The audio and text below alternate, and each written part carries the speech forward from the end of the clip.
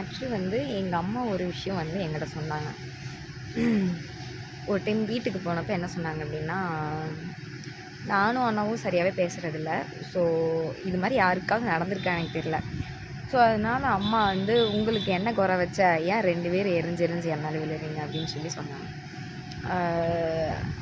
நான் உங்களை நல்லா தானே வச்சுக்கிறேன், அதில் வந்து எந்த குறையும் கிடையாது. ஆனால் வந்து இப்போது ஓகே எல்லாம் சந்தோஷமாக தான் இருக்கோம். பட் என்ன அப்படின்னா, நல்லா வச்சுருந்தாலுமே அவங்களுக்கு தெரியாது. நம்ம வந்து அவங்ககிட்ட நம்ம கஷ்டத்தை காட்டிக்கிறதில்ல. அவ்வளோதானா வழிஞ்சு நம்மளுக்கு எந்த கஷ்டமே இல்லை அப்படின்னு நினச்சிக்கிறாங்க. உங்களை நான் நல்லா தானே வச்சுக்கிறேன், உங்கள் 2 பேர்த்தையும் நான் நல்லா தானே வச்சுக்கிறேன், அப்புறம் என்ன உங்களுக்கு கஷ்டம் அப்படின்னு கேட்குறாங்க. அவங்களுக்குன்னு சில கஷ்டம் இருக்கும். அதை போய் நம்ம நினைப்போம்ல, நம்மளுக்கே 1000 கஷ்டம் இருக்குது, நம்ம போய் அதை அவங்களுக்கும் 1000 கஷ்டம் இருக்கும். நம்ம போய் நம்மளுக்கு என்ன கஷ்டமோ அதை அவங்கள்ட்ட சொல்லி அவங்களும் நம்ம கூட சேர்ந்து ஃபீல் பண்ணுவாங்க, நம்ம சொல்லாமல் இருப்போம்.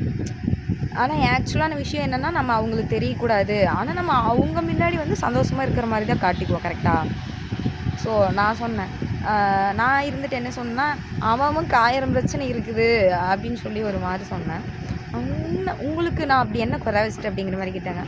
தயவு செஞ்சு நாம் நல்லா இருக்கிறோம் அப்படிங்கிறதுக்காக வந்து எனக்கு கஷ்டம் இல்லைங்கிறதுலாம் இல்லை. அவனுக்கு 1000 கஷ்டம் இருக்க தான் செய்யும் அப்படின்னு சொல்லி சொன்னேன்.